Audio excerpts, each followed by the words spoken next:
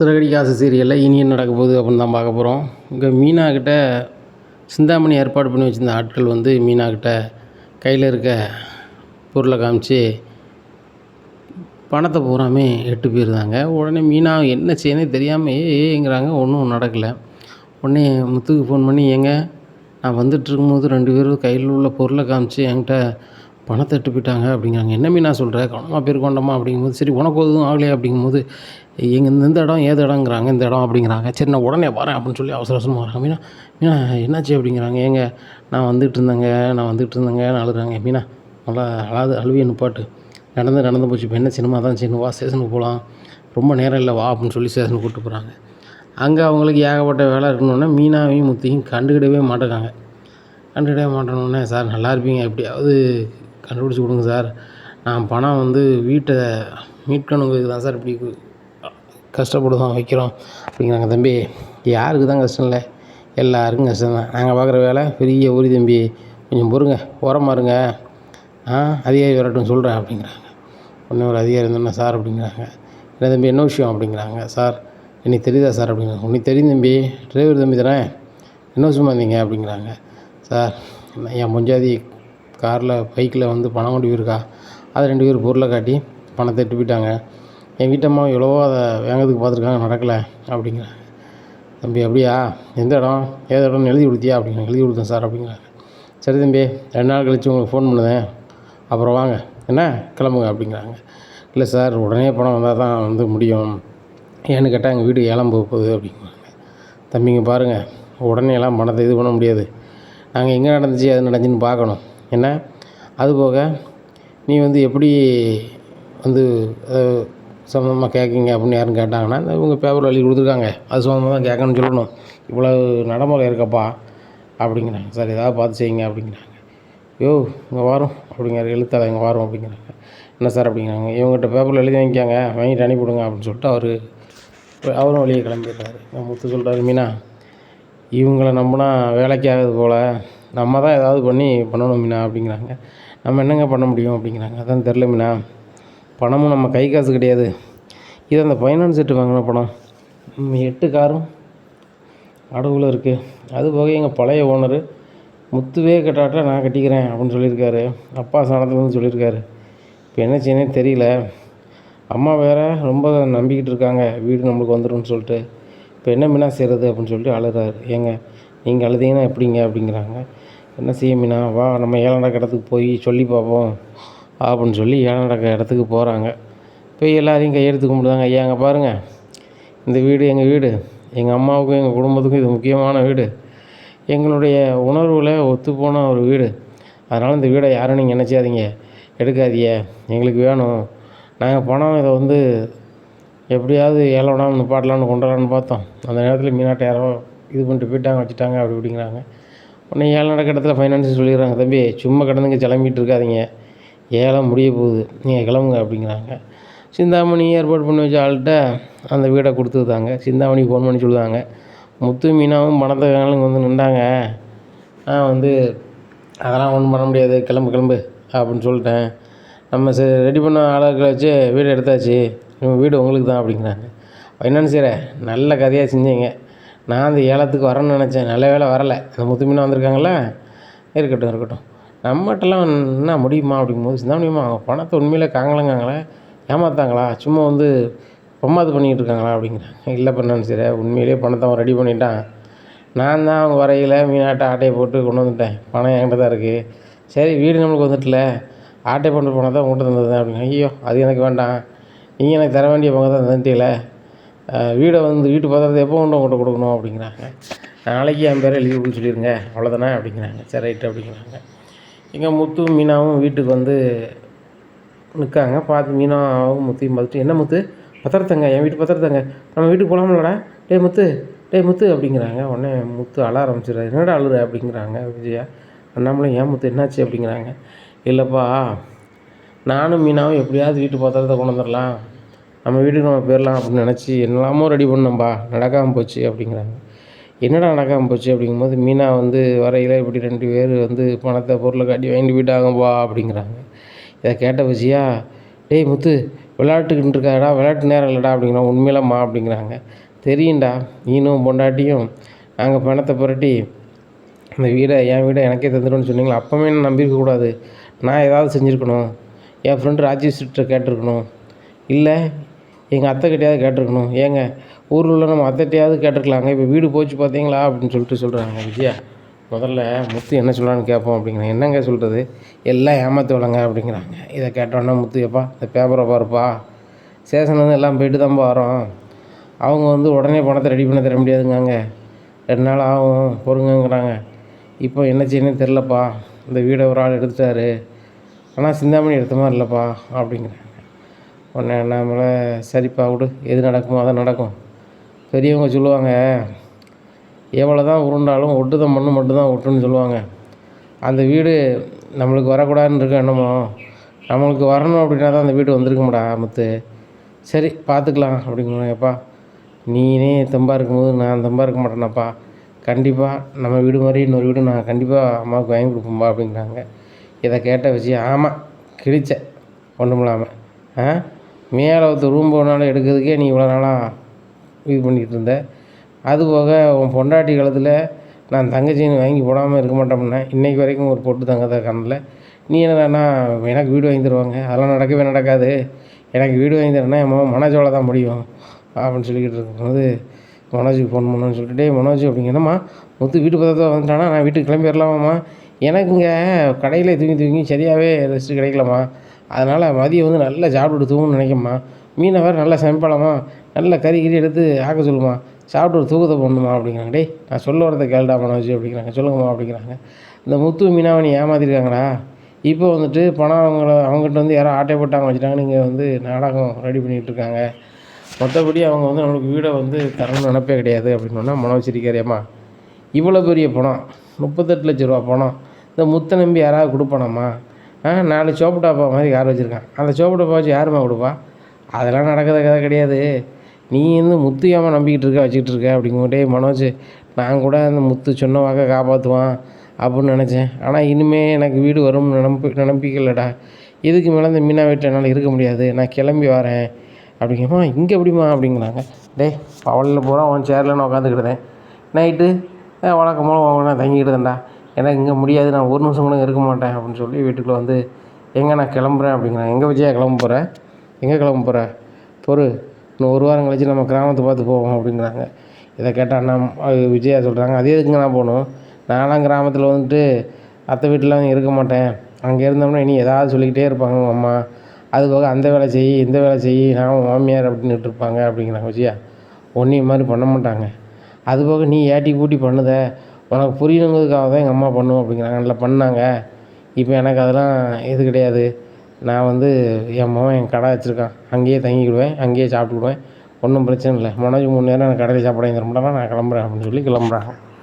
இங்கே முத்து மீனா வீடே ரொம்ப ஒரு மாதிரி இருக்குது. அப்போ அண்ணாமலை சொல்கிறாங்க, முத்து உங்கள் அம்மைக்கு இங்கே இருக்க பிடிக்காமல் போகல, வீடு எப்படியாவது அவனுக்கு நம்மளுக்கு வந்துடும் அப்படிங்கிற ஆசையில் இருந்தா, இப்போ பாரு வீடு கிடைக்காத சூழ்நிலை ஆகிப்போச்சு. சரியப்பா விடு, அதையே நினச்சிக்கிட்டு நீன்னு ரொம்ப சண்டை போட வேண்டாம்.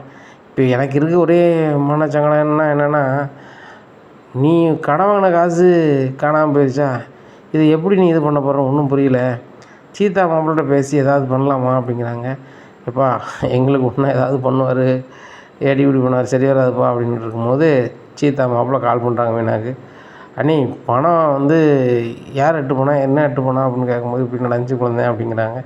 ஏன்ட்ட நீங்கள் ஒரு வார்த்தை சொல்லியிருக்க வேண்டியதானே, அங்கே வேலை பார்க்கக்கூடிய ஆஃபீஸரு எனக்கு ரொம்ப பழக்கம், நீங்கள் உங்கள் வீட்டுக்காரரை விட்டு போனால் நடந்துடுமா, ஏன்னா நீங்கள் சொல்லியிருக்க வேண்டியதானே அப்படி அப்படிங்கிறாங்க. இல்லைங்க எங்களுக்கு அந்த நேரத்தில் என்ன செய்யணுன்னே தெரில, நாங்களாகவே போயிட்டோம், ஆனால் அங்கே எதுவுமே பண்ண மாதிரி இல்லை அப்படிங்கிறாங்க. சரி அண்ணி நான் நாளைக்கு நேரில் போகிறேன், போய் என்னென்னு பார்த்துட்டு பேசுகிறேன் அப்படிங்கிறாங்க. சரி குழந்தை அப்படிங்கிறாங்க. இங்கே கதையை கழிப்படி சீதா வந்துடுறாங்க. ஏக்கா இவ்வளோ நடந்திருக்கு, ஏன்டா ஏங்கா ஒரு வாரத்தை கூட சொல்ல மாட்டேங்க அப்படிங்கும்போது, இல்லை சீதா ஏற்கனவே நீ ரொம்ப சங்கடப்பட்டுக்கிட்டு இருக்க, இப்படி இருக்க சூழ்நிலையில் நான் சொன்னால் நல்லா இருக்காது, அதான் சொல்லலை அப்படிங்கிறாங்க. ஏக்கா அக்கா தங்கச்சிக்கு கெட்டான சூழ்நிலையில் நிற்கணும், ஏன்னா அதுக்கு தானே அக்கா தங்கச்சி, என்ன பிடிக்க இதில் ஒரு 30,000 இருக்குது, வீட்டு செலவுக்கு வச்சுக்கக்கா அப்படிங்கிறாங்க. எனக்கெலாம் வேண்டாம் சீதா, என்கிட்ட பணம் இருக்குது அப்படிங்கும்போது, இல்லைக்கா நீ வச்சுக்க, நீனும் மாமாவும் வீட்டுக்காக அல்லும் பகலும் பாடுபடுத்திக்க, ஒரு வாய் சோறு கூட நல்ல சாப்பாடு சாப்பிட்ட மாதிரி தெரில அப்படிங்கும்போது அண்ணாமலை சொல்கிறாங்க, அதாம்மா உண்மை. நல்ல உழைக்காவா ரெஸ்ட்டுன்னா 2 பேருக்கும் கிடையாது. இப்போ வேறு பணத்தை வந்து காங்கலை வைக்கலைங்கும்போது ரொம்ப சங்கடப்படுதாவா அப்படிங்கும்போது என் வீட்டுக்காரர் சொல்லிட்டாரு, கண்டிப்பாக அதை நம்ம ரெடி பண்ணிடலாம். நாளைக்கு காலையில் அவங்க அக்காவையும் மச்சானையும் வர சொல்லு, எந்த இடத்துல காணாமல் போச்சுன்னு சொல்லி அங்கே பக்கத்தில் எதுவும் கேமரா இருக்கான்னு பார்ப்போம் அப்படிங்கிறாங்க. சிந்தாமணிக்கு ரோகிணி ஃபோன் பண்ணுறாங்க. ரோகிணி, என்ன ரோகிணி சொல்லு அப்படிங்கிறாங்க. ஆண்டி ரொம்ப சந்தோஷமாக பேசுகிறீங்க அப்படிங்கிறாங்க. பிறகு ஒன்று அந்த வீட்டில் வேண்டாம்னு சொல்லிவிட்டு உன் மாமியார் அந்த வீட்டில் சந்தோஷமாக இருக்க முடியுமா? நான் இருக்க விடுவேனா? உனக்காகவே அந்த வீட்டை நான் வாங்கிட்டேன் அப்படிங்கிறாங்க. கேள்விப்பட்டேன், ரொம்ப சந்தோஷம். என் மாமியாருக்கு மட்டும் இந்த வீடு போயிருந்துச்சின்னு வச்சுக்கோங்க, நான் அந்த வீட்டுக்குள்ளே போகவே முடியாது. மனோஜ்கிட்ட கூட நான் கடைசியாக பேசையில் எங்கள் அம்மா வந்து பேசுனாங்க வச்சாங்க, எங்கள் வீடு எங்களுக்கு வரப்போகுதுன்னு ரொம்ப தெம்பாக பேசுகிறான். மனோஜ் எந்த அளவுக்கு ஓரமாக நிற்கானோ அந்த அளவுக்கு தான் எனக்கு ரொம்ப நல்லது. இப்போ பாருங்கள், என் மாமியாருக்கு இப்போ பேச்சே வராது அப்படிங்கிறாங்க. பேச்சே வராதா? உன் மாமியார் அந்த ஃபர்னிச்சர் கடையில் கடையில் போய் உட்காந்துட்டாங்களாமே, என் சொந்தக்காரர் கூட அந்த ஃபர்னிச்சர் கடைக்கு போனாங்களா அப்படிங்கிறாங்க. ஓ, வீடு இல்லைன்னு அங்கே போயிருக்காங்களா? 2 நாளைக்கு இருப்பாங்க, அங்கே மீனா வீட்டில் தான் இருக்குதா கேள்விப்பட்டேன், பார்த்துக்கலாம் அப்படிங்கிறாங்க. உடனே ரோகிணி, உனக்கு ஏதாவது பிஸ்னஸ் வாங்கணும் பண்ணணும் வைக்கணும்னா சொல்லு, நான் பணம் தரேன் அப்படிங்கிறாங்க. அந்த பணம் எந்த பணம்னா மீனாட்ட ஆட்டையை போட்ட பணம். சரி, மீனாட்ட வந்த பணத்தை நம்ம வந்து அதை வருமானமாக மாற்றிடுவோம் அப்படின்ட்டு. உடனே ஆண்டி, பணம் உண்மையிலே உங்கள்கிட்ட இருக்கா அப்படிங்கிறாங்க. இங்கே பாரு, உனக்கு எவ்வளோ பணம் வேணும் அப்படிங்கிறாங்க. ஆண்டி, பெரிய அளவில் பண்ணணும், எப்படி ஒரு 40 லட்ச ரூபாய்க்கு கிட்ட வரும். அந்த பணம் இருந்துச்சுன்னா கண்டிப்பாக பார்லரில் ஒரு நாளைக்கு 3 லட்ச ரூபாய்க்கு மேலே வருமானத்தை இது பண்ணலாம், வைக்கலாம், நல்ல சம்பாதிக்கலாம் அப்படிங்கிறாங்க. உடனே அப்படியா சொல்கிற, உனக்கு எவ்வளோ தந்தால் நீ எவ்வளோ தருவா அப்படிங்கிறாங்க. ஆண்டி, எவ்வளோனாலும் தரேன் ஆண்டி அப்படிங்கிறாங்க. சரி ரைட்டு, வேற ஒரு ஆள் பணத்தை வச்சுருக்கேன், என்ன வந்து வாங்கிக்க, நீ கேட்ட பணம் 40 லட்ச ரூபாயும் தந்துடுறேன், உடனே நீ வந்து மாதம் ஒரு 4 லட்ச ரூபாய் கொடுத்துரு அப்படிங்கிறாங்க. சரி ஆண்டி, நான் கண்டிப்பாக தந்துடுறேன், நான் உடனே வரேன் அப்படின்னு சொல்லிட்டு போகிறாங்க. அங்கே போனோன்னா பேப்பரில் எழுதி விட்டு, என்ன அப்படி மாதம் 4 லட்ச ரூபா தந்துடணும் அப்படிங்கிறாங்க. சரி ஆண்டி அப்படின்னு சொல்லி அந்த பணத்தை வாங்கிக்கிறாங்க. வாங்கிட்டு மனோஜுக்கு ஃபோன் பண்ணுறாங்க. மனோஜே, நான் பெரிய ஒரு பார்லர் ஒன்று ஆரம்பிக்க போகிறேன் அப்படிங்கும்போது, ஆமாம், நீ வந்து ஒரு போட்டியில் கலந்துக்கணும் வைக்கணும்னு சொன்னால் அதில் ஜெயிச்சா தானே ஆரம்பிக்க முடியும்னால, அதுக்கு முன்னாடி ஓண்டாங்க பணம் இருக்குது அப்படிங்கிறாங்க. மனோஜ், பணம் வாங்கினா வராதா அப்படிங்கிறாங்க. என்ன ரோகிணி ரொம்ப சிரிக்கிற அப்படிங்கிறாங்க. ஆமாம், ரொம்ப தான் சிரிக்கிறேன். என்கிட்ட பணம் வந்துருச்சு, என்கிட்ட கிட்டத்தட்ட 40 லட்ச ரூபாட்ட இருக்குது. இந்த 40 லட்சத்தை வச்சு நான் பெரிய அளவில் பிஸ்னஸ் பண்ண போகிறேன் அப்படிங்கிறாங்க. இதை கேட்டால் மனோஜ், ரோகிணி நல்லா இருப்ப, இப்போதைக்கு சம்பளம் கூட கொடுக்க முடியாமல் நான் ஃபர்னிச்சர் கடையில் நெளிஞ்சிக்கிட்டு வச்சுக்கிட்டு இருக்கேன். அதுபோக எங்கள் அம்மாவே இருந்துக்கிறாங்களா, கையில் காசு எடுத்துகிட்டு அவங்க பாட்டில் செலவு பண்ணுறாங்க வைக்கிறாங்க, இப்போ ஒன்றும் பண்ண முடியல.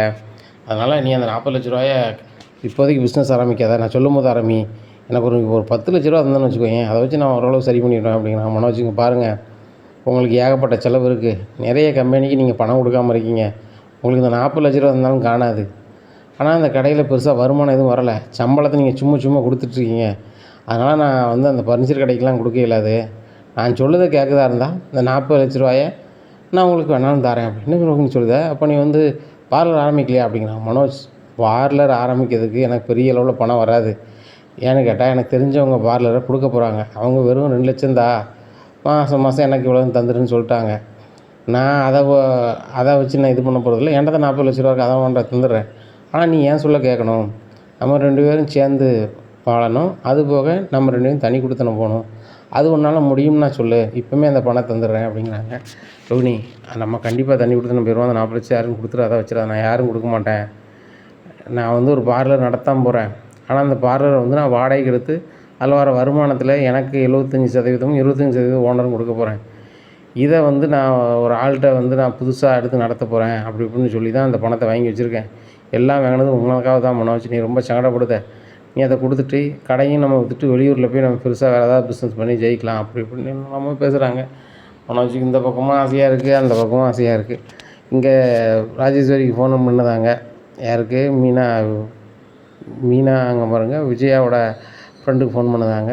அவங்க ஃபோன் என்ன எப்படி இருக்கா அப்படிங்க, நல்லா இருக்கேன் அப்படிங்கிறாங்க. விஜயா, கேள்விப்பட்டேன் உங்கள் வீடு ஒன்று விட்டு போயிடுச்சாம்ல, வச்சிருச்சாம்ல அப்படிங்கிறாங்க. ஆமாம், அந்த முத்தையும் மீனாவை நம்பி போயிடுச்சு அப்படிங்க. முத்து மீனாவை நம்பி போயிடுச்சா? முத்துக்காரில் தான் நான் ஒரு வாட்டி வந்தேன், வரும்போது தான் சொன்னான், மனோஜும் நீனும் சேர்ந்து தான் ஒரு 38,00,000 ஏதோ ஒரு ஃபைனான்ஸ்கிட்ட வாங்கினீங்களாம், அதனால தானே வீடு முங்கி போச்சாம். சிந்தாமணின்னு சொல்லிட்டு உங்களோட சித்துவாள அந்த சிந்தாமணி தானே அந்த வீட்டை எடுத்துருக்கலாம் வச்சுருக்கலாம் அப்படின்னு. இதெல்லாம் சொல்லிட்டாளா இதாங்களா அப்படின்னு சொல்லிட்டு. ஆமாம், இப்போ என்ன பண்ணுன்னு தெரில, என் பையன் வந்து இப்போ வேறு கல்யாணம் முடிக்கணுங்க அப்படிங்கும்போது மனோஜுக்கு அதான் தெரியுமே, ரோகிணிக்கும் அவளுக்கும் இழுத்துட்டுல கிடக்கு, ரோகிணிக்கும் மனோஜுக்கும் சம்மந்தம் இல்லைன்னு சொன்னால் தான் சூப்பர் பொண்ணு இருக்குது அப்படிங்கிறாங்க. அது சரி சொல்லுதுன்னு தப்பாக நினச்சிக்காத, உன் மகளை ஒரு இடத்துல கல்யாணம் பண்ணி கொடுத்த அது சரியாக வரலை, நீனும் நீக்கி தான் வச்சுருக்க, மனோஜும் நீங்கள் தான் இருக்கான், ஏன் 2 பேரும் பேசாமல் புருஷன் பொண்டாட்டி ஆகிட்டோம்னா என் கஷ்டமெல்லாம் நீங்கிரும், உனக்கு ஏகப்பட்ட வீடு இருக்குது இந்த மெட்ராஸுக்குள்ளே, எனக்கு ஒரு வீடை கொடுத்துருவேன், அது போக மனோஜுக்கும் கோடிக்கணக்கான பணத்தை கொடுத்து நீ பெரிய பிஸ்னஸ் பண்ண சொல்லிடுவேன் அப்படிங்கும்போது அவங்க சிரிக்கிறாங்க. இங்கே பாரு விஜயா, சின்ன வயசுலேருந்தே உனக்கு ஆசை தான், எனக்கு அப்படி ஒரு பெருசாக எதுவும் கிடையாது, எனக்கு என் வார மருமகன் ரொம்ப அறிவாளியாகவும் நல்ல பையனாகவும் இருக்கணும், அது 2மே மனோஜ்கிட்ட கிடையாது, அதனால் நீ வேறு ஏதாவது பேசு, உன் மகன் கல்யாணத்துக்கு கூப்பிட்றேன் வாரேன், ஒரு வாய் சாப்பிட்டுட்டு நான் கொடுக்க வேண்டிய மொய் பணத்தை கொடுத்துட்டு வந்துகிட்டே இருக்கேன், மற்றபடி மனோஜுக்கெலாம் என் பொண்ணை கேட்காத, மனோஜை கல்யாணம் முடிக்கிறதுக்கு என் பொண்ணு கல்யாணம் முடிக்காமல் சும்மா என் கூட உட்காந்து சோறு சாப்பிட்டுட்டு இருக்கலாம், அது லாய்க்கக்கூடாது அப்படிங்கிறாங்க. என்ன ராஜேஸ்வரி நீனே எப்படி பேசுகிற அப்படின்னு. உண்மையை சொல்லி தான் பேசுகிறேன், சின்ன பையன்லேருந்து நான் மனோஜை பார்க்குறேன், அவன் எவ்வளோ சுறுசுறுப்பு இருப்பான் என்னன்ட்டு, அவன் ரொம்ப சோம்பேறி, அவனை வச்சுலாம் ஒன்றும் பண்ண முடியாது, நீ வேணா என் பையன் நிறைய படிச்சிருக்கான் அப்படி இப்படி பெரிய பிஸ்னஸ்மேன் அப்படின்னு சொல்லலாம், நானும் அந்த பர்னிச்சர் கடைக்கு போனேன், ஒரு வியாபாரமும் இல்லை, கடையில் வேலை பார்க்குற 10 பேர் தான் அவங்கவுங்க பேசிக்கிட்டு இருக்காங்க, எங்களுக்கு கொடுக்க வேண்டிய சம்பளத்துக்கு தான் நாங்கள் வந்து பொருள் எடுத்துகிட்டு போகிறோம்லாம் பேசுதாங்க, அது அந்த பொருள் வாங்க வந்த அளவுக்கே தெரியுது, அது லாயக்கூடாது, அப்படி ஒரு கடை நடத்தவனுக்கு இப்படி முன்புண்ண யோசனை இல்லாதவனுக்கு எப்படி கல்யாணம் பண்ணி கொடுக்க முடியும், அது லாயக்கூடாது, நீ வந்து ரோகிணி கூட சேர்த்து வைக்க போகிற, அதான் உனக்கு நல்லது, அந்த குடும்பத்துக்கு நல்லது அப்படிங்கிறாங்க. உடனே விஜயா சொல்கிறாங்க, அவன் ஃப்ரெண்டு தான் ஃபோன் பண்ணேன், இன்னொன்று நான் ஃபோன் பண்ண மாட்டேன் வை அப்படிங்கிறாங்க. உடனே மனோஜ்ட்டு வந்து சொல்லுறாங்க, உனக்கு பாரு உனக்கு யாருமே எதுவும் பண்ணது மாதிரி இல்லை, நானும் பெரிய பெரிய இடத்துலலாம் வந்து உனக்கு பொண்ணு கிடச்சிடுமான்னு பார்க்குறேன், ரோகிணியால் பொண்ணே கிடைக்க மாட்டேங்குது, இன்னும் அவ்வளோதான்டா, ரோகிணிக்கு உனக்கும் சம்மந்தம் இல்லைன்னு வந்தால் மட்டும்தான் சீக்கிரம் உனக்கு கல்யாணம் ஆகும், நாளைக்கு நம்ம அந்த கிருஷ்ணாராவை போய் பார்க்கணும், பார்த்துட்டு சீக்கிரம் உனக்கும் ரோகிணிக்கும் சம்மந்தம் இல்லைன்னு பேசி எழுதி வாங்கணும் அப்படிங்கிறாங்க. அம்மா அதெல்லாம் லாய்க்கப்படாது, அது அலைஞ்சி வேஸ்ட்டுமா, அதுக்கும் அவங்களுக்கு போன நம்மகிட்ட வாங்கிட்டு இருக்காங்க, நம்மளுக்கு ஒரு கதையை ஆமாட்டுக்கு அப்படி விட்டுறலாம், இப்போ ரோகிணியும் பழைய மாதிரி இல்லைம்மா, அவட்ட இப்போ நல்லா காசு இருக்குது அப்படின்னு. டே அவட்ட என்னடா காசு இருக்குது, சொந்தமாக பார்லர் எதுவும் கூட கிடையாது, வீடுடா போய் பார்லர் வேலை பார்த்துட்ருக்கேன், 50க்கு 100க்கும் மீஞ்சி போனால் கையில் ஒரு 5000 வச்சுருப்பான், அந்த 5000க்காக நீ அவன் கூட வாழ நினைக்கியா, அது நான் இருக்க வரைக்கும் நடக்கவே நடக்காது, அதில் நீ முதல்ல புரிஞ்சுக்கோ அப்படின்னு. இல்லைம்மா அவள் கையில் இப்போ 40 லட்சம் 50 லட்சம்னு புழங்குது, ஊரில் சொத்தை கொடுத்துருப்பான்னு நினைக்கிறேன் அப்படிங்கிறேன். டே ஊரில் இருக்கிறது ஒரே ஒரு வாட்டு வீடு, அந்த வீடும் ஒரு 1,00,000க்கோ 2,00,000க்கோ போகும், அதை வச்சு எப்படி 40 லட்சம் 50 லட்சமாக கிடைக்கும் அப்படிங்கிறாங்க. உடனே இல்லைம்மா அது வந்து இங்கே பாரு ரோகிணியை பற்றி பேசாத, வேறு ஏதாவது பேசுதியா பேசு அப்படிங்கிறாங்க. ஆஹா அம்மாட்ட பேசினா கதை நடக்காது, இப்போ என்ன பண்ணுறது, ரோகிணிட்டு உள்ள பணத்தை எப்படி வாங்குறது, ரோகிணியுமே வந்து அந்த பணம் தரணும்னா நம்ம தனி கொடுத்துன்னு இருக்கணும், நம்ம ஒன்று சேர்ந்தா தான் தருவேன்னு சொல்கிறாளே, என்ன பண்ணுறது அப்படின்னு சொல்லி முழிக்கிறாரு. முத்து வந்து பழைய ஓனர்கிட்ட ரொம்பவே வந்து புலம்புதார். சார் சங்கடப்பட்டு நீங்கள் வாங்கி தந்த பணம் இப்படி ஆகிப்போச்சு சார் அப்படிங்கும்போது, முத்து கவனமாக இருந்திருக்க வேண்டாமா, நீ கொண்டு போயிருக்க வேண்டாமா, அந்த பிள்ளை எது கொடுத்து விட்டா, நீங்கள் 2 பேரும் கவனமாக கொண்டு கொடுத்துருக்க வேண்டாமா, முக்கியமான காரியம் இல்லை அப்படிங்கிறாங்க. ஆமாங்க அப்படி ஆகிப்போச்சு அப்படிங்கிறாங்க.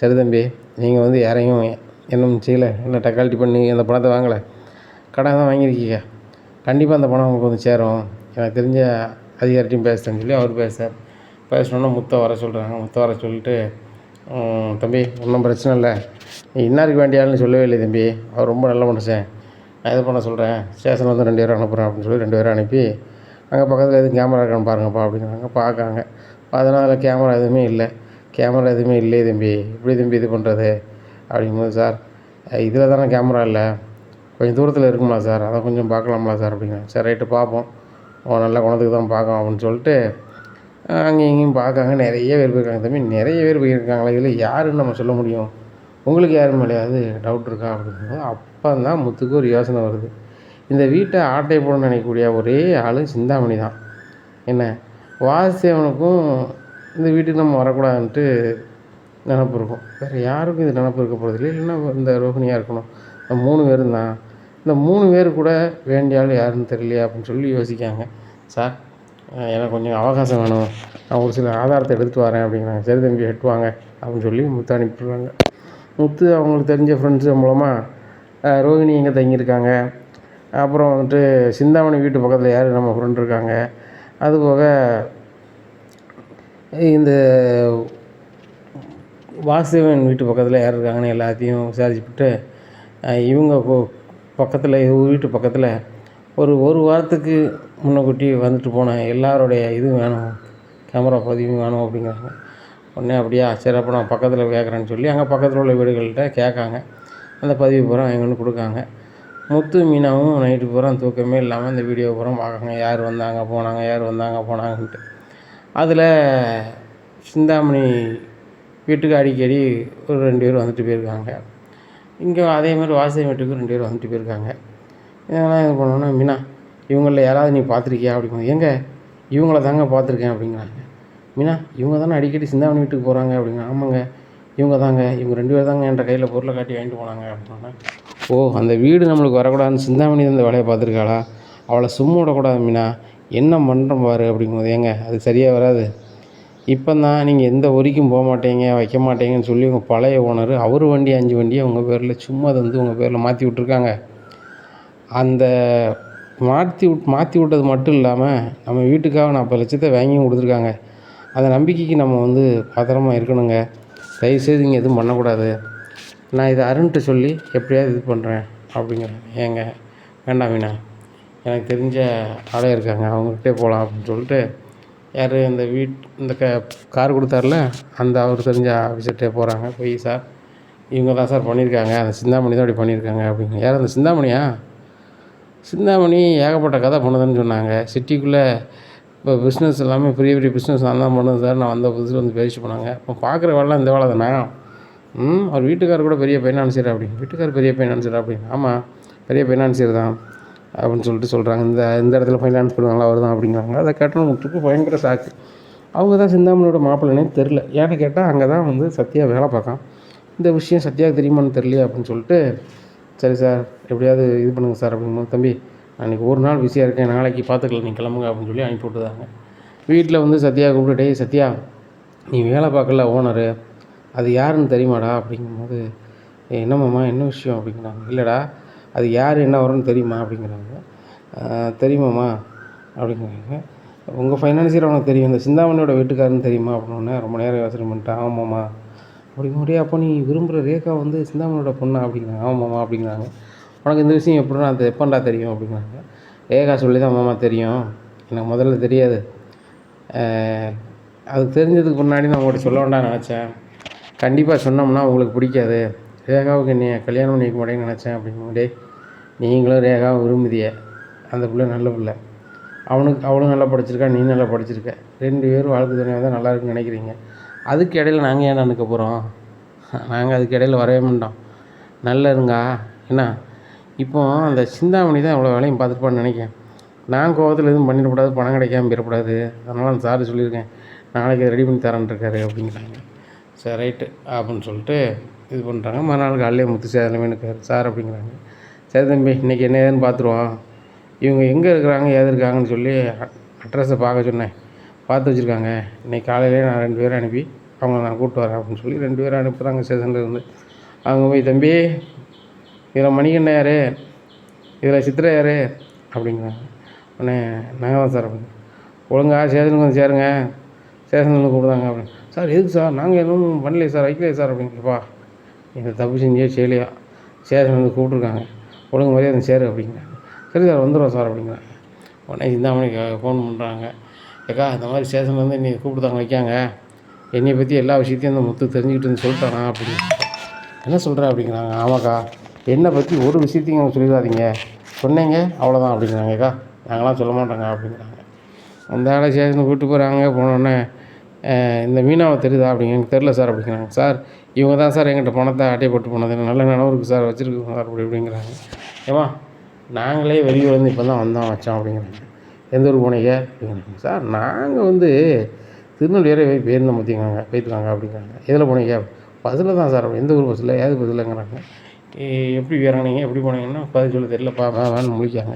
சும்மா 19 திருநெல்வேலி போனேன், அங்கே போனேன் இங்கே போனேன் ஏற்றுக்க முடியுமா, டிக்கெட் இருக்கா, இல்லை எதில் போனீங்க வச்சுக்கன்னு கேட்குறாங்க. பாருங்கள் சார் பாருங்கள் முழிக்காங்க. நீங்கள் வந்து என்னென்னு கேளுங்க சார் அப்படிங்கிறாங்க. சரி ரைட்டு நம்ம ஸ்டைலில் என்னென்னு கேட்குறோம், கொஞ்சம் வெளியேறுங்க அப்படின்னு சொல்லிட்டு அவங்க 2 பேரையும் போட்டு குமுறுன்னு குமுறுறாங்க. குமுறுனோன்னு விட்டுருங்க சார் நாங்கள் உள்ளதை சொல்லி போடுதோம். நாங்கள் எங்களுக்காக சொல்லலை, 2000 கூலிக்காக தான் பண்ணோம். செய்ய சொன்னது எல்லாமே அந்த சிந்தாமணி அக்கா தான். நீங்கள் எதனாலும் சிந்தாமணி அக்காட்ட கேட்டுக்காங்க, அவங்க ஃபோன் நம்பர் எனக்கு தரேன் சார் அப்படிங்கிறாங்க. சிந்தாமணி ஃபோன் நம்பர் இங்கே இருக்குது அப்படின்னு சொல்லி, சிந்தாமணி எங்கே இருக்கீங்க அப்படிங்கிறாங்க. சார் நான் ஒரு டெக்கரேஷன் வேலையாக பிஸியாக இருக்கேன், நான் தான் அன்றைக்கே சொல்கிறேன்னா சார் எனக்கு அதுக்கும் சம்மதம் இல்லைன்ட்டு அப்படிங்கிறாங்க. அம்மா அவன்கிட்ட ஃபோன் பண்ணி தான் கேட்டேன். இப்போ உன்கிட்ட உள்ள ஆட்களே என்கிட்ட வந்து நீ தான் பண்ணுன்னு சொல்லிட்டாங்க அப்படிங்கிறாங்க. என்ன சார் சொல்கிறீங்க அப்படிங்கிறாங்க. ஆமாம், அவங்களே சொல்லிட்டாங்க, ஒழுங்கு மரியாதை ஸ்டேஷனுக்கு வா. இல்லை நான் வந்து நாங்கள் வரணுமா அங்கே அப்படிங்களா சார், நானே வந்துடுறேன் அப்படின்னு சொல்லிட்டு அவங்க வந்து அவங்களுக்கு தெரிஞ்ச வக்கீல்கிட்ட பேசிட்டு ஸ்டேஷனுக்கு போகிறாங்க. உடனே வக்கீல் சொல்லுறாங்க, சார் இங்கே பாருங்கள், நடந்து போச்சு, இப்போ இது சுமூகமாகவே போகணும்னு நினைக்காங்க, என்ன சார் பண்ணலாம், அந்த முத்துக்கு மீனாவுக்கு என்ன வேணும் அப்படிங்கிறாங்க. உடனே முத்து சொல்கிறாரு, ஊரில் உள்ளவங்க பணத்தை பூரா ஆட்டை போட்டிங்க, இப்போ எங்கிட்டே ஆட்டை போட ஆரம்பிச்சிட்டிங்க, எங்களுக்கு பணம் இப்போ வேண்டாம் அப்படிங்கிறாங்க. இதை கேட்ட அதிகாரி சொல்கிறாங்க, தம்பி இந்த பணம் உங்களுக்கு அவசியமாக இருக்குது, அதனால் இந்த பணத்தை போய் வாங்கிக்கிடுங்க அப்படிங்கிறாங்க. இதை கேட்டால் முத்து, இல்லை சார் எனக்கு போட முடியாது, எங்கள் வீடும் என்னால் போச்சு அப்படிங்கிறாங்க. சிந்தாமணி இவங்க வீட்டை ஆட்டையை போட தானே அப்படி பண்ணீங்க, ஒழுங்கு மரியாதையை அவங்க வீட்டை நீங்கள் கொடுங்க அப்படிங்கிறாங்க. சார் அவங்க வீட்டை நான் கொடுக்கணுன்னா நான் உள்ளே போக மாட்டேன், இன்றைக்கி வந்து அவங்க வெளியே அனுப்பிடணும் அப்படிங்கிறாங்க. உடனே சரி நான் பேசுகிறேன் அப்படின்னு சொல்லிட்டு முத்து, அவங்க பண்ணது பண்ணிட்டாங்க, உங்கள் பணம் உங்களுக்கு வந்துருச்சு, அவங்களுக்கு கொடுக்க வேண்டிய பணம் தானே, இந்த பணத்தை கொடுத்துருப்பா, அவங்க பணத்தை அவங்க எடுத்துக்கிட்டு தான் இருக்கட்டும், இவங்க வீடை எங்களுக்கு கொடுத்துருங்க அப்படிங்கிறாங்க. உடனே வேறு வழியே இல்லாமல் சிந்தாமணி, சரி சார் நான் கொடுத்துட்றேன், நான் உள்ளே போகலாம் கொடுத்துருந்தேன் அப்படிங்கிறாங்க. மறுநாள் காலையிலே வேறு வழியே இல்லாமல் சிந்தாமணி அந்த வீடை விஜயா பேரில் எழுதி வைக்காங்க. இதை பார்த்த விஜயா, என்ன சிந்தாமணி என் வீடை ஆட்டை போட்டு போயிடுன்ட்டு பெருசாக பீத்திக்கிட்டு இருந்தேன், வந்துருச்சா, என் வீடை எப்படி வர்றதுன்னு எனக்கு தெரியும், என் மக்கமார் அப்படி ஒன்றும் விட்டுற மாட்டாங்க அப்படிங்கிறாங்க. கேட்ட முத்துக்கு ரொம்ப சந்தோஷம். இப்போ நம்ம அம்மா நம்மளை வந்து பிள்ளைன்னு ஏற்றுக்கிட்டேன் அப்படின்னு சொல்லிட்டு அண்ணாமலை சொல்கிறாங்க. முத்து, மீனா நீங்கள் ரொம்ப கெட்டிக்காரங்க, பணம் உங்களை விட்டு போனாலும் அடுத்தாப்புல அதை எப்படி வாங்கணும் வைக்கணும்னு சொல்லிட்டு ரொம்ப முயற்சி பண்ணி வாங்கிட்டீங்க அப்படின்ட்டு இருக்கும்போது சீதா வராங்கக்கா, ரொம்ப சூப்பர்க்கா, என் வீட்டுக்காரே வந்து அப்படி பேசி இப்படி பேசி ரெடி பண்ண தன்னார், அவர் அதுக்கப்புறம் மூச்சையே காட்டல, நீங்கள் 2 பேருமே ரெடி பண்ணிட்டீங்க அப்படிங்கும்போது முத்து சொல்கிறார், இல்லைம்மா அருணும் வந்து அவனால் முடிஞ்ச நல்லாமல் பண்ணியிருக்கான், நான் பெரிய அதிகாரிட்ட பேசி இது பண்ணேன், அதே அதிகாரி போய் அருணும் பார்த்துருக்கான், அதனால் அருணும் முயற்சியும் பெரிய விஷயந்தான், நான் அருணை கேட்டதாக சொல்லு, நான் வீட்டுக்கு வந்து உங்களை பார்க்குறேன் அப்படிங்கிறாங்க. சரிம்மா அப்படிங்கிறாங்க. இன்னும் எல்லோரும் வீட்டுக்கு போகிறாங்க. அங்கே போய் விஜயா ரொம்ப சந்தோஷமாக இருக்காங்க. மனோஜை கூப்பிட்டு, டேய் மனோஜ், இன்றைக்கி கடையில் எல்லோரும் சாப்பாடு ஆர்டர் பண்ணுறாங்க, கடையில் சாப்பாடு ஆர்டர் பண்ணி எல்லாேருக்கும் பார்ட்டி கொடுக்காங்க. ரொம்ப சந்தோஷமாக சாப்பிட்றாங்க. விஜயா எல்லாேருக்கும் பரிமாறுறாங்க. மறுநாள் காலையில் முத்து மீனாவும் அருண் வீட்டுக்கு பழங்கள்லாம் வாங்கிட்டு போகிறாங்க. அருண் வந்து முத்தை பார்த்துட்டு பேசாமல் மீனா பார்த்தோன்னா, வாங்க உள்ளே வாங்க அப்படிங்கிறாங்க. அருண் எப்படி இருக்கீங்க அப்படின்னு சொல்லி முத்து கேட்குறாங்க. நல்லா இருக்கேன் அப்படிங்கிறாங்க. அருண் என்னை தப்பாக நினச்சிக்கிட்டே இருக்கீங்க, நானும் உங்கள்கிட்ட ஏட்டிக்கு பூட்டி என்னெல்லாமோ பண்ணியிருக்கேன், இன்னும் அப்படி நடக்காது, நாங்கள் வந்து எங்கள் சொந்த வீட்டுக்கு போகணும்னு சொல்லிவிட்டு உங்களால் முடிஞ்சதை நீங்கள் பண்ணியிருக்கீங்க, உங்களுக்கு அதுக்கு நான் நன்றி கடன் பட்டிருக்கேன், இனிமேல் காலத்துலேயும் நீ எது பண்ணாலும் அதை நான் பொறுத்துட்டு மட்டும்தான் போவேன், பதிலுக்கு எது கூட பேச மாட்டேன், மன்னிச்சிருங்க அப்படின்னோடனே, அப்படிலாம் இல்லைங்க, நானும் ஏட்டிக்கு பூட்டி பண்ணியிருக்கேன், எங்கள் அம்மாவோட இந்த நிலைமைக்கு நீங்கள் தான் காரணம் அப்படின்ற மாதிரிலாம் பேசியிருக்கேன், அதனால் என் மேலே இந்த பொறுக்கு விடுங்க, பார்த்துக்கலாம், செல்வனன்னு பார்த்து நாளைக்கு நான் தப்புன்னு சொல்லிடுறேன் அப்படிங்கிறாங்க. மறுநாள் செல்வத்தை பார்த்து, செல்வண்ணே இதில் நீங்கள் தந்த பணம் இருக்குது, இதை வச்சுக்கிடுங்க, நாங்கள் வந்து அன்றைக்கி நிலைமையில் ஏதோ கோவத்தில் பண்ணிட்டேன், இன்னும் இந்த மாதிரி பண்ண மாட்டேன் அப்படிங்கிறாங்க. உடனே ரைட் அப்படின்னு சொல்லிட்டு செல்வம் சொல்லிடுறாரு. அந்த பணத்தை கொண்டு முத்துட்டு கொடுக்காங்க. முத்து பார்க்காரு, இந்த 1,00,000 வச்சு இன்னொரு காரை வாங்கிட வேண்டியதான்னு சொல்லி ஒரு ஃபைனான்ஸில் இன்னொரு கார் வாங்குறாங்க. இப்படியே போயிட்டுருக்கு. கடனை சிறுக கொஞ்சம் கொஞ்சமாக கொடுத்துக்கிட்டே வராரு. அங்கே மனோஜுக்கு வந்து ரொம்ப கடன் ஓவராகிடுது. ஏம்மா ரோகிணி இன்றைக்கி நல்ல நிலமையில் இருக்கா, அதனால் ரோகிணி நான் கூட்டிகிட்டு இந்த வீட்டுக்கு வரத்தான் போகிறேன் அப்படிங்கிறேன். டேய் மனோஜ் என்னடா பேசிகிட்டு இருக்கேன் அப்படிங்க. ஆமாம்மா கூட்டிட்டு வரத்தான் போகிறேன், இல்லைன்னா அவளோட நான் தண்ணி கொடுத்தா தான் போக போகிறேன், இப்போ அவர்கிட்ட லட்சக்கணக்கில் பணம் இருக்குது, என்கிட்ட ஓவர் கடன் ஆயிடுச்சு, கடையில் உள்ள சம்பளத்தை கூட கொடுக்க முடியல, கிட்டத்தட்ட 3,00,000 மேலே நான் கடைக்கு சம்பளம் கொடுக்கணும், நான் என்ன பண்ணுறது, இப்படியே இங்கேயே இருந்துக்கிட்டு இருந்தால் நான் வந்து கடை இல்லாமல் தான் போகணும், ஆகக்கூடாது, ஒன்றுமே படிக்கல அந்த முத்து, இன்றைக்கி பெரிய பிஸ்னஸ் பண்ணி கடன்லேருந்து எல்லாத்தையுமே கொஞ்சம் கொஞ்சமாக கொடுத்துக்கிட்டு இருக்கான், நீ இந்த வீட்டுக்காக எவ்வளோ பண்ணிகிட்ருக்கான் அப்படின்னு நான் பேசிகிட்டு இருக்கேன், இந்த வீட்டில் நல்லா இருக்க முடியாது, இவன் ரோகிணி தான் எனக்கு முக்கியம், நான் கிளம்புறேன் அப்படின்னு சொல்லி வீட்டை விட்டு கிளம்பி போகிறாங்க. விஜயா ரொம்ப மனச்சங்கடத்தில் உட்காந்துட்டு இருக்காங்க. இதை பார்த்து அண்ணாமலை, விஜயா போட்டு விடு, வாழ்க்கைன்னா என்னென்னு தெரியட்டும், வெளியே போயிட்டு வரட்டும் தெரியும், அப்போ தான் தெரியும் அப்படிங்கிறாங்க. இதை கேட்ட விஜயா, ஏங்க நம்ம மூத்த பையங்க அவனை கூப்பிடுங்க அப்படிங்கிறாங்க. விஜயா இந்த மூத்த பையனாக இருந்து வீட்டுக்கு எதுவுமே செய்யலை, இனிமையாவது தனியாக இருந்து சுயமாக நின்று பார்க்குறான்னு பார்ப்போம், விடு ஃப்ரீயாக விடு அப்படிங்கிறாங்க. விஜயா ரொம்ப கவலையோடு இருக்காங்க. இனி என்ன நடக்கும் அப்படிங்கிறத நம்ம பொறுத்திருந்து பார்க்கலாம். நம்ம சேனலை நீங்கள் மறக்காமல் லைக் அண்ட் சப்ஸ்கிரைப் பண்ணுங்கள். நன்றி, வணக்கம்.